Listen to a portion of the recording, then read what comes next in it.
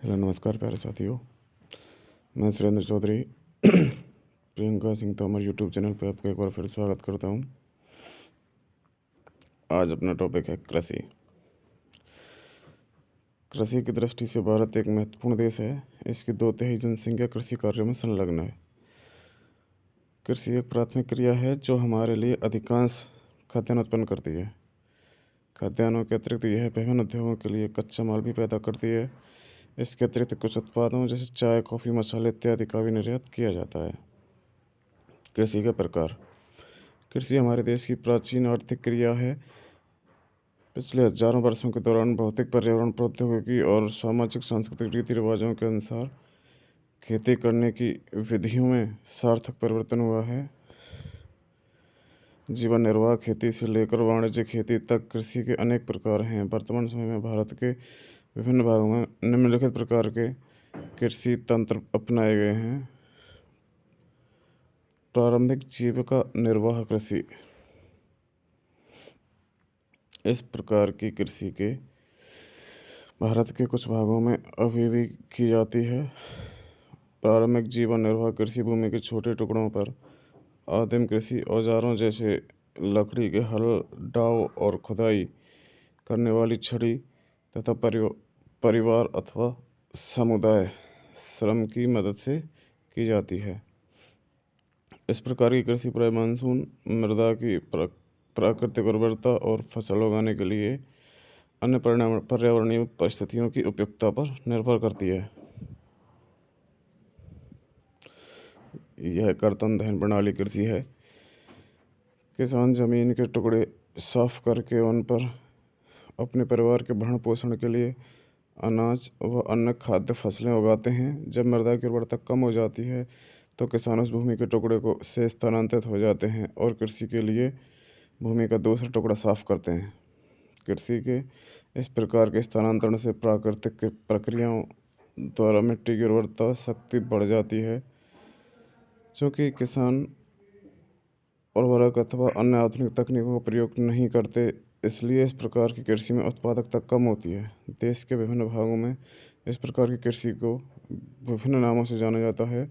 उत्तर पूर्वी राज्यों असम, मेघालय, मिजोरम और नागालैंड में इसे झूम कहा जाता है। मणिपुर में पामलू और छत्तीसगढ़ के बस्तर जिले में अंडमान निकोबार द्वीप समूह में से दीपा कहा जाता है। झूम कर्तन दहन प्रणाली कृषि को मेक्सिको और मध्य अमेरिका में मिल्पा, वेनेजुएला में कोनोको, ब्राज़ील में रोका, मध्य अफ्रीका में मसेलो, इंडोनेशिया में लदांग और वियतनाम में रे के नाम से जाना जाता है।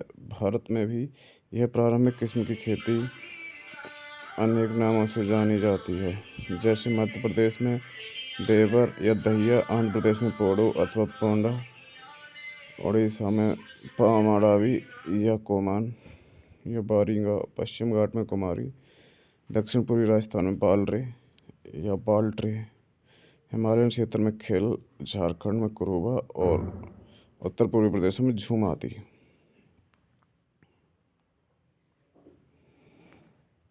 रिंजा असम में डेफू के बाहरी क्षेत्र में अपने परिवार के साथ एक गांव में रहती है।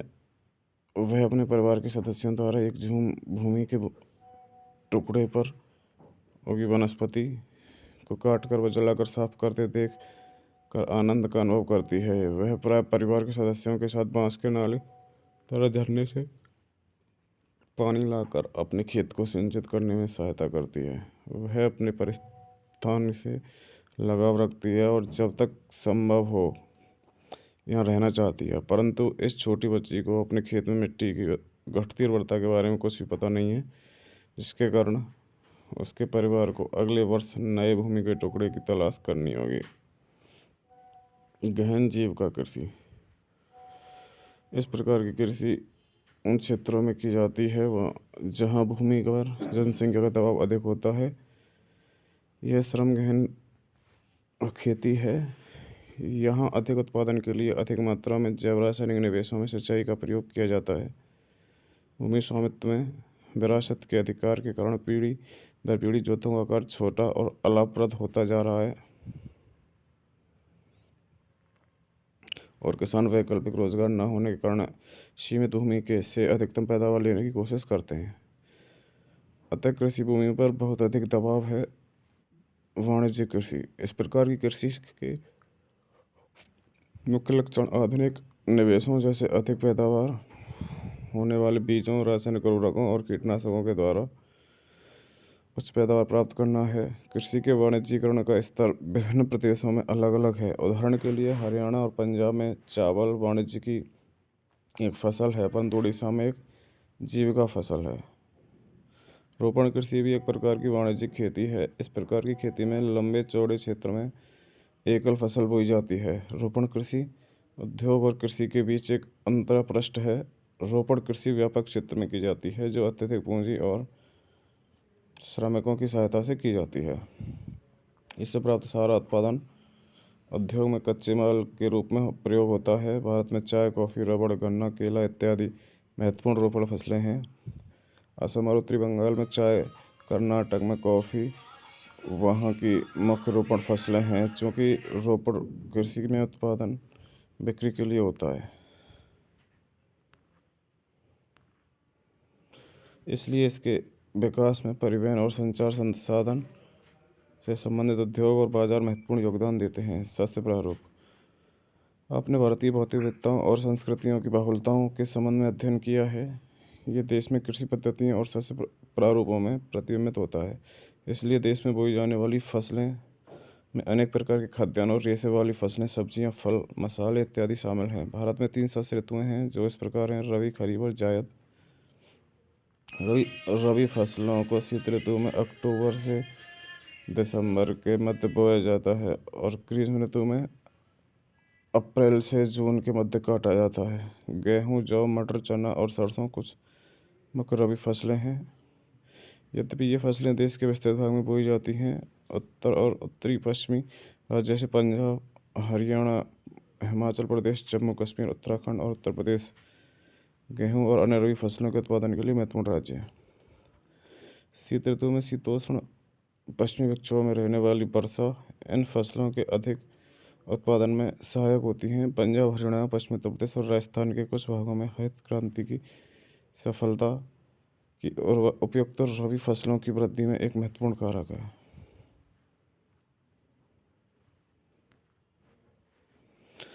खरीफ फसलें देश के विभिन्न क्षेत्रों में मानसून के आगमन के साथ बोई जाती हैं, जैसे सितंबर अक्टूबर में काट ली जाती हैं। इस ऋतु में बोई जाने वाली मुख्य फसलों में चावल, मक्का, ज्वार, बाजरा, तुर, मूंग, उड़द, कपास, जूट, मूंगफली और सोयाबीन शामिल है। चावल की खेती मुख्यतः असम, पश्चिम बंगाल, उड़ीसा, आंध्र प्रदेश, तेलंगाना, तमिलनाडु, केरल और महाराष्ट्र, विशेषकर कोंकण तटीय क्षेत्रों में, उत्तर प्रदेश और बिहार में की जाती हैं। पिछले कुछ वर्षों में चावल पंजाब और हरियाणा में बोई जाने वाली महत्वपूर्ण फसल बन गई है। असम, पश्चिम बंगाल और उड़ीसा में धान की 3 फसलें ओस, अमन और बोरो बोई जाती हैं। रबी और खरीफ फसल ऋतुओं के बीच ग्रीष्म ऋतु में बोई जाने वाली फसल को जायद कहा जाता है। जायद ऋतु में मुख्यतः तरबूज, खरबूजे, खीरे, सब्जियां और चारे की फसलें की होती हैं। गन्ने की फसल को तैयार होने मतलब 1 वर्ष लगता है। मुख्य फसलें, मिट्टी, जलवायु और कृषि पद्धति में अंतर के कारण देश में विभिन्न क्षेत्रों में अनेक प्रकार की खाद्य और अखाद्य फसलें उगाई जाती हैं। भारत में उगाई जाने वाली मुख्य फसलें चावल, गेहूँ, मोटे अनाज, दालें, चाय, कॉफ़ी, गन्ना, तिलहन, कपास और जूट इत्यादि हैं। भारत में अधिकांश लोगों का खाद्यान्न चावल है। हमारा देश चीन के बाद दूसरा सबसे बड़ा चावल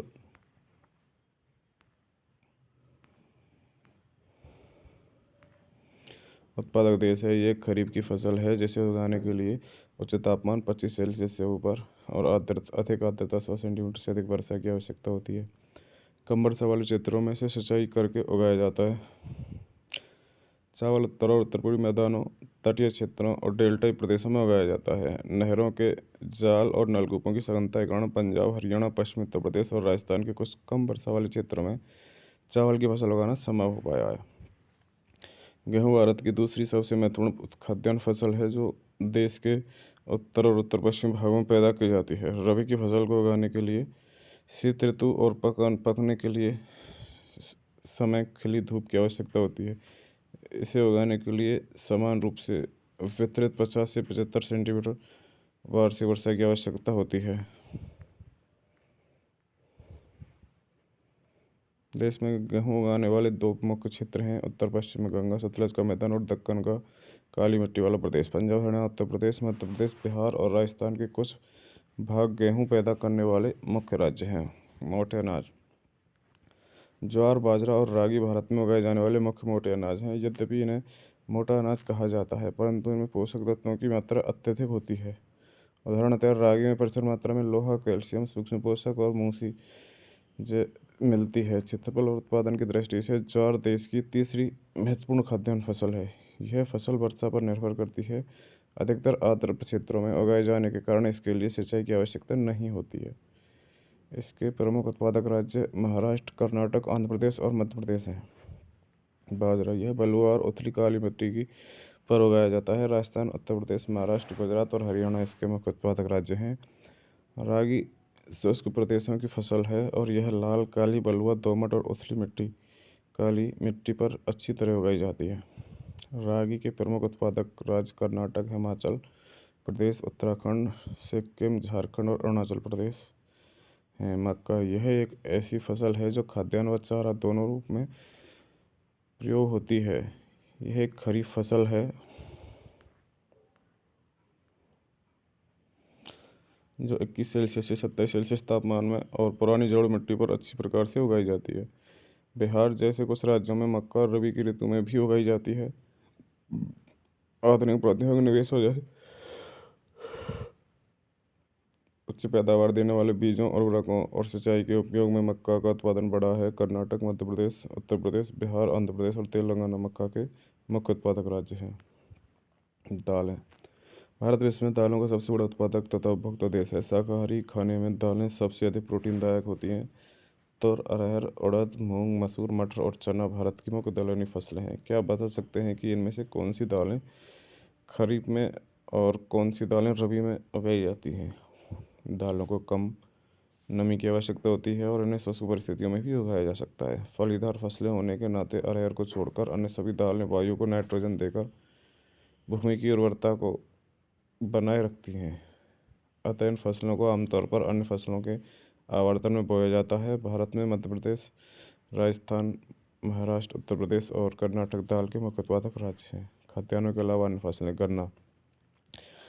गन्ना एक उष्ण और उपोष्णकटिबंधीय फसल है। यह फसल 21 डिग्री सेल्सियस से 27 डिग्री सेल्सियस तापमान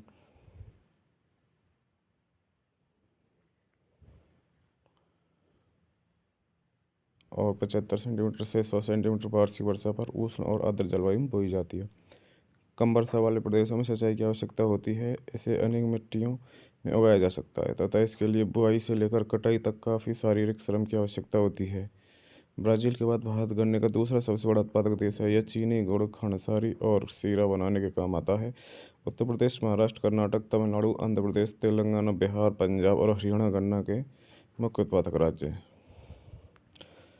तिलहन। 2018 में भारत विश्व में चीन के बाद दूसरा बड़ा तिलहन उत्पादक देश था। सन 2018 में तोरिया के उत्पादन में भारत का विश्व में कनाडा और चीन के बाद तीसरा स्थान था। देश में कुल बोए गए क्षेत्र के 12% भाग पर कई तिलहन की फसलें उगाई जाती हैं। मूंगफली, सरसों, नारियल, तिल, सोयाबीन, अरंडी, बिनौला, अलसी और सूरजमुखी भारत में उगाई जाने वाली मुख्य तिलहन फसलें हैं। इनमें से अधिकतर खाद्य है और खाना बनाने में प्रयोग किए जाते हैं, परंतु इनमें से कुछ तेल के बीजों को साबुन, प्रसाधन और आवटन उद्योग में कच्चे माल के रूप में भी प्रयोग किया जाता है। मूंगफली खरीफ की फसल है तथा देश में मुख्य तिलहनों के कुल उत्पादन का आधा भाग इसी फसल से प्राप्त होता है। गुजरात मूंगफली का प्रमुख उत्पादक राज्य है। इसके अतिरिक्त राजस्थान और तमिलनाडु मूंगफली के अन्य मुख्य उत्पादक राज्य हैं। अलसी और सरसों रबी की फसलें हैं। तिल उत्तरी भारत में खरीफ की फसल है और दक्षिणी भारत में रबी की। अरंडी खरीफ और रबी दोनों की फसल ऋतुओं में बोया जाता है। चाय। चाय की खेती रोपड़ कृषि का एक उदाहरण है। यह एक महत्वपूर्ण पेय पदार्थ की फसल है जिसे शुरुआत में अंग्रेज भारत में लाए थे। आज अधिकतर चाय बागानों के मालिक भारतीय हैं। चाय का पौधा उष्ण और उपोष्णकटिबंधीय जलवायु, ह्यूमस और जीवांश युक्त गहरी मिट्टी तथा सुगम जल निकास वाले ढलुआ क्षेत्रों में भलीभांति उगाया जाता है। चाय की झाड़ियों को उगाने के लिए वर्ष भर उष्ण, नम और पाला रहित जलवायु की आवश्यकता होती है। वर्षभर समान रूप से होने वाली वर्षा की बौछारें इसकी कोमल पत्तियों के विकास में सहायक होती हैं। चाय एक श्रम सघन उद्योग है। इसके लिए प्रचुर मात्रा में सस्ता और कुशल श्रम चाहिए। इसकी ताजगी बनाए रखने के लिए भारत चाय की पत्तियां बागान से ही संसाधित की जाती हैं। चाय के मुख्य उत्पादक क्षेत्रों में असम, पश्चिम बंगाल और दार्जिलिंग और जलपाईगुड़ी जिलों की पहाड़ियाँ, तमिलनाडु और केरल हैं। इसके अलावा हिमाचल प्रदेश, उत्तराखंड, मेघालय, आंध्र प्रदेश और त्रिपुरा आदि राज्यों में भी चाय उगाई जाती है। सन 2018 में विश्व में चीन के बाद दूसरा बड़ा चाय उत्पादक देश था। कॉफ़ी। भारतीय कॉफ़ी अपनी गुणवत्ता के लिए विश्वविख्यात है। हमारे देश में अरेबिका किस्म की कॉफ़ी पैदा की जाती है, जो आरंभ में यमन से लाई गई थी। इस किस्म की कॉफ़ी की विश्व भर में अधिक मांग है। इसकी कृषि की शुरुआत बाबा बुदन की पहाड़ियों से हुई और आज भी इसकी खेती नीलगिरी की पहाड़ियों के आसपास कर्नाटक, केरल, तमिलनाडु में की जाती है। बागवानी फसलें। सन 2018 में भारत का विश्व में फलों और सब्जियों के उत्पादन में भारत के चीन के बाद दूसरा स्थान है। भारत उष्ण और शीतोष्ण कटिबंधीय दोनों ही प्रकार के फलों का उत्पादन है। भारतीय फलों जिनमें महाराष्ट्र, आंध्र प्रदेश, तेलंगाना, उत्तर प्रदेश और पश्चिम बंगाल के आम, नागपुर और चेरापूंजी के संतरे, केरल, मिजोरम, महाराष्ट्र और तमिलनाडु के केले, उत्तर प्रदेश और बिहार की लीची, मेघालय के अनानास, आंध्र प्रदेश, तेलंगाना और महाराष्ट्र के अंगूर तथा हिमाचल प्रदेश और जम्मू कश्मीर के सेब व नाशपाती, खुबानी और अखरोट की विश्व भर में बहुत मांग है। भारत का मटर, फूलगोभी, प्याज, बंद गोभी, टमाटर, बैंगन और आलू उत्पादन में प्रमुख स्थान है। रबड़। रबड़ भूमध्य रेखीय क्षेत्र की फसल है, परंतु विशेष परिस्थितियों में उष्ण और उपोष्ण क्षेत्रों में भी उगाई जाती है। इसको 200 सेंटीमीटर से अधिक वर्षा और 25 सेल्सियस से अधिक तापमान वाली नम और आर्द्र जलवायु की आवश्यकता होती है। रबड़ एक महत्वपूर्ण कच्चा माल है जो उद्योगों में प्रयुक्त होता है। इसे मुख्य रूप से केरल, तमिलनाडु, कर्नाटक, अंडमान निकोबार द्वीप समूह और मेघालय में गारो पहाड़ियों में उगाया जाता है। रेशेदार फसलें। कपास, जूट, सन और प्राकृतिक रेशम भारत में उगाई जाने वाली 4 मुख्य रेशेदार फसलें हैं। इनमें से पहली 3 मिट्टी में फसल उगाने से प्राप्त होती है और चौथा रेशम के कीड़े को कोकून से प्राप्त होता है। कपास। भारत को कपास के पौधे का मूल स्थान माना जाता है। सूती कपड़ा उद्योग में कपास एक मुख्य कच्चा माल है। कपास उत्पादन में भारत का विश्व में चीन के बाद दूसरा स्थान है। दक्कन पठार के शुष्कतर भागों में काली मिट्टी कपास उत्पादन के लिए उपयुक्त मानी जाती है। इस फसल को उगाने के लिए उच्च तापमान, हल्की वर्षा या सिंचाई, 210 पाला रहित दिन और खूब खिली धूप की आवश्यकता होती है। यह खरीफ की फसल है और इसे पककर तैयार होने में 6 से 8 महीने लगते हैं। महाराष्ट्र, गुजरात, मध्य प्रदेश, कर्नाटक, आंध्र प्रदेश, तेलंगाना, तमिलनाडु, पंजाब, हरियाणा, उत्तर प्रदेश में कपास के मुख्य उत्पादक हैं। जूट को सुनहरा रेशा कहा जाता है। जूट की फसल पहाड़ के मैदानों में जल निकास वाली और बर्फ मिट्टी में उगाई जाती है। यहाँ हर वर्ष बाढ़ से आई नई मिट्टी जमा होती है। इसके बढ़ने के समय उच्च तापमान की आवश्यकता होती है। पश्चिम बंगाल, बिहार, असम और उड़ीसा तथा मेघालय जूट के मुख्य उत्पादक राज्य हैं। इसका प्रयोग बोरियां, चटाई, रस्सी, तंतु व धागे, गलीचे और दूसरी दस्तकारी की वस्तु बनाने में किया जाता है। इसकी उच्च लागत के कारण और कृत्रिम रेशों और पैकिंग सामग्री, विशेषकर नायलॉन की कीमत कम होने के कारण बाजार में इसकी मांग कम हो रही है। प्रौद्योगिकी और संस्थागत सुधार। जैसा कि पहले बताया कि भारत में कृषि हजारों वर्षों से की जा रही है, परंतु प्रौद्योगिकी और संस्थागत परिवर्तन में अभाव में लगातार भूमि संसाधन के प्रयोग से कृषि का विकास अवरुद्ध हो जाता है तथा इसकी गति मंद होती जाती है। सिंचाई के साधनों का विकास होने के उपरांत भी देश के एक बहुत बड़े भाग में अभी भी किसान खेतीबाड़ी के लिए मानसून और भूमि की प्राकृतिक उर्वरता पर निर्भर हैं। बढ़ती हुई जनसंख्या के लिए एक महत्वपूर्ण चुनौती है। 60% से भी अधिक लोगों को आजीविका प्रदान करने वाली कृषि में कुछ गंभीर तकनीकी एवं संस्थागत सुधार लाने की आवश्यकता है। स्वतंत्रता के पश्चात देश में संस्थागत सुधार करने के लिए जोतों की चकबंदी, सहकारिता तथा जमींदारी आदि समाप्त करने को प्राथमिकता दी गई। प्रथम पंचवर्षीय योजना में भूमि सुधार मुख्य लक्ष्य था। भूमि पर पुश्तैनी अधिकार के कारण यह टुकड़ों में बढ़ती जा रही थी, जिसका चकबंदी करना अनिवार्य था।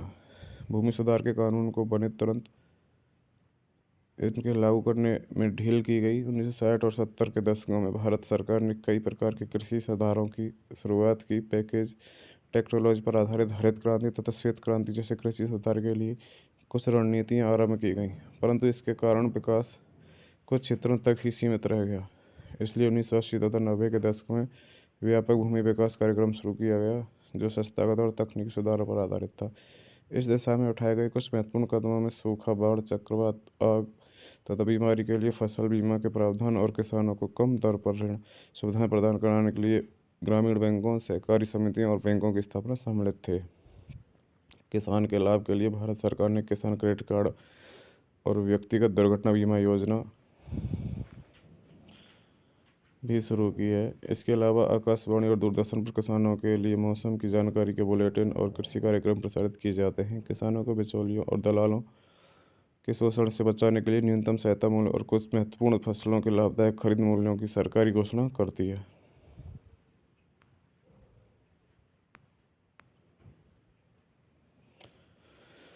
1951 से लगातार घटने के उपरांत भी 2011 भारत गणना 2011 में देश की लगभग 54.6% जनसंख्या के लिए रोजगार और आजीविका का साधन थी।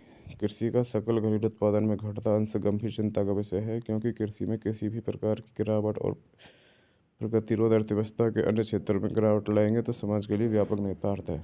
कृषि के महत्व को समझते हुए भारत सरकार ने इसके आधुनिकीकरण के लिए भरसक प्रयास किए हैं। भारतीय कृषि में सुधार के लिए भारतीय कृषि अनुसंधान परिषद व कृषि विश्वविद्यालयों की स्थापना, पशु चिकित्सा सेवाएं और पशु प्रजनन केंद्र की स्थापना, बागवानी विकास, मौसम विज्ञान और मौसम के पूर्वानुमान के क्षेत्रों में अनुसंधान और विकास को वरीयता दी गई। कृषि क्षेत्र को दृढ़ करने और सहयोग देने के लिए भारत सरकार द्वारा आत्मनिर्भर भारत अभियान के तहत कई पहल की गई। इनके बारे में जानकारी एकत्र करें और कक्षा में चर्चा करें। तालिका 4.1 से स्पष्ट है कि पिछले वर्षों में सकल घरेलू उत्पाद में वृद्धि हुई है, परंतु इससे देश में पर्याप्त मात्रा में रोजगार के अवसर उपलब्ध नहीं हो रहे हैं। कृषि में विकास दर कम हो रही है, जो कि एक चिंताजनक स्थिति है। वर्तमान में भारतीय किसान को अंतर्राष्ट्रीय प्रतिस्पर्धा में एक बड़ी चुनौती का सामना कृषि सेक्टर में विशेष रूप से करना पड़ रहा है। रासायनिक उर्वरकों पर सहायकी कम करने से उत्पादन लागत बढ़ रही है। इसके अतिरिक्त कृषि उत्पादों पर आयात कर घटाने से भी देश में कृषि पर हानिकारक प्रभाव पड़ा है। किसान कृषि में पूंजी निवेश कम कर रहे हैं, जिसके कारण कृषि में रोजगार घट रहे हैं। वैश्वीकरण पर कृषि का प्रभाव। वैश्वीकरण कोई नई घटना नहीं है। उपनिवेश काल में भी यह स्थिति मौजूद थी। 19वीं शताब्दी में जब यूरोपीय व्यापारी भारत आए तो उस समय भी भारतीय मसाले विश्व के विभिन्न देशों में निर्यात किए जाते थे और दक्षिण भारत में किसानों को इन फसलों को उगाने के लिए प्रोत्साहित किया जाता था। आज भी गर्म मसाले भारत से निर्यात किए जाने वाली मुख्य वस्तुओं में शामिल हैं। ब्रिटिश काल में अंग्रेज व्यापारी भारत के कपास क्षेत्रों की ओर आकर्षित हुए और भारतीय कपास को ब्रिटेन में सूती वस्त्रों उद्योगों के लिए कच्चे माल के रूप में निर्यात किया गया। मैनचेस्टर और लिवरपूल में सूती वस्त्र उद्योग भारत में पैदा होने वाली उत्तम किस्म की कपास की उपलब्धता पर फली फूली। आपने 1917 में बिहार में हुए चंपारण आंदोलन के बारे में पढ़ा होगा। इसकी शुरुआत इसलिए हुई कि इस क्षेत्र के किसानों पर नील की खेती करने के लिए दबाव डाला गया। नील ब्रिटेन के सूती वस्त्र उद्योग के लिए कच्चा माल था। ये किसान इसलिए भड़के क्योंकि इन्हें अपने उपभोग के लिए अनाज उगाने से मना कर दिया गया था। 1990 में के बाद वैश्वीकरण के तहत भारतीय किसानों को कई नई चुनौतियों का सामना करना पड़ रहा है। चावल, कपास, रबड़, चाय, कॉफ़ी, जूट और मसालों का मुख्य उत्पादक होने के बावजूद भारतीय कृषि विश्व के विकसित देशों से स्पर्धा करने में असमर्थ है, क्योंकि उन देशों में कृषि को अत्यधिक सहायता दी जाती है। आज भारतीय कृषि दोराहे पर है। भारतीय कृषि को सक्षम और लाभदायक बनाना है तो सीमांत और छोटे किसानों पर की स्थिति सुधारने पर जोर देना होगा। हरित क्रांति ने लंबा चौड़ा वायदा किया, परंतु आज यह कई विवादों में घिरी है। यह आरोप लगाया जाता रहा है कि हरित क्रांति के दौरान रसायनों के अधिक प्रयोग, जलभृतों के सूखने और जैव विविधता विलुप्त होने के कारण भूमि का निम्नीकरण हुआ है। आज जीन क्रांति संकेत शब्द है, जिसमें जेनेटिक इंजीनियरिंग सम्मिलित है।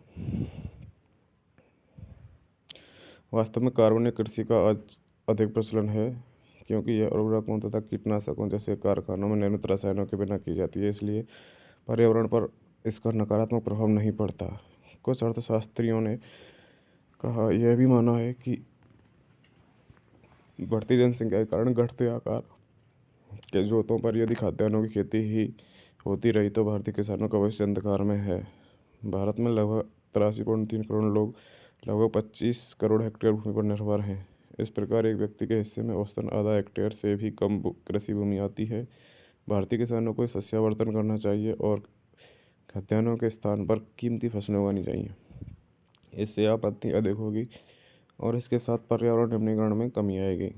फलों, औषधीय पौधों, बायोडीजल फसलों, फूलों और सब्जियों को उगाने के लिए चावल या गन्ने से बहुत कम सिंचाई की आवश्यकता है। भारत में जलवायु विविधता का विभिन्न प्रकार की कीमती फसलों का उपयोग किया जा सकता है। तो ये था दोस्तों आपका कृषि टॉपिक। यदि वीडियो आपको हेल्पफुल लग रहे हों तो हमारे चैनल को सब्सक्राइब करना ना भूलें और लाइक, कमेंट, शेयर करके अपने अनुभव हमसे साझा ज़रूर करें। Thank you.